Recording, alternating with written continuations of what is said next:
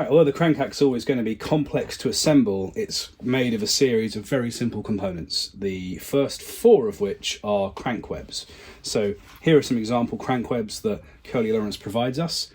We're making an impression of a Southern locomotive, so we don't, in theory, need to exactly go with the Southern style, which is this size here. But I have the material for it. I mean, this is the material that is required for this size of crank web.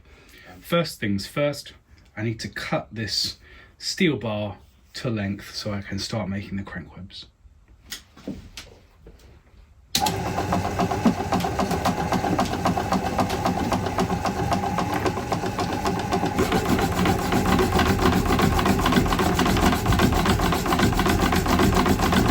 And it turns out that the hexacut is throwing a bit of a wobbly today, so I'm doing this all by hand.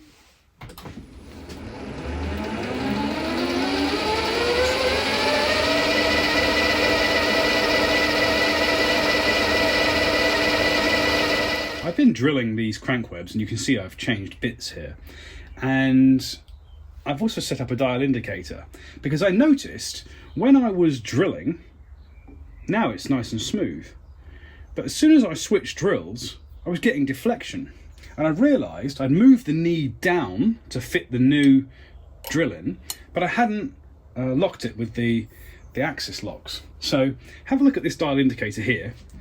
If I unscrew it a little, you will see the degree in which the table is able to move laterally with the locking nuts undone. And what that basically means is that the gib strip isn't adjusted properly. So given that I've drilled it all so far in this exact arrangement with this stop and the knee clamped in, I'm going to leave this and just carry on. But when this is finished, I've got to make sure that I adjust those gib strips.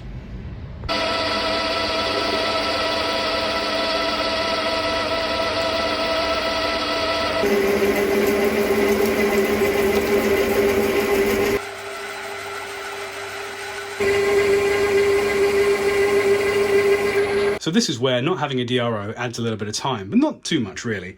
I've had to change the drills a couple of times and put the reamer in to drill these and ream these in one position. So you see I've got them all here, and this is the exact point which I can push in the parts and drill in the same space in each part every time. I now need to move this table across 1.25 inches, and then I know I'll be in exactly the right position to drill the next hole. But I have to do all the drills in sequence. So I have to do all the spots, then all the transitionary drills, and then the reamer.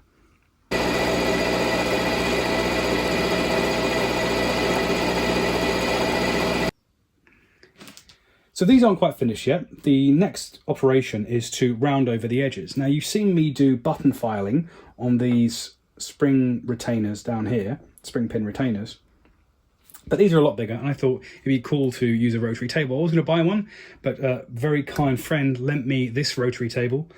So first I need to figure out how to use it before I get started on doing it on these parts that I've just got machined. That's going to take a little while, and I'm quite aware that my cadence of video releases hasn't been the fastest most recently, so I thought it was probably a good opportunity to end the video here. So this is the next thing, I'm going to work this out. This will be the first thing in the next video, hopefully. Thank you so much for watching, and I'll catch you next time.